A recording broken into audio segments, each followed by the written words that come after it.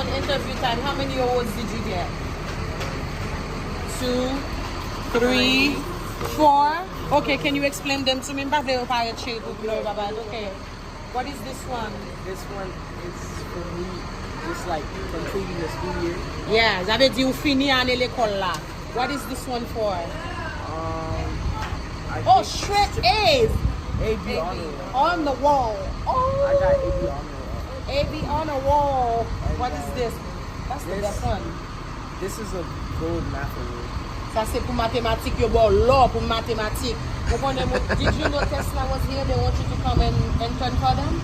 That's crazy. That's crazy. And what is this one for? And this is for computer coding. Woo! 4 awards, oui mes amis. Bon, je dis à la papa, j'aime pas boire.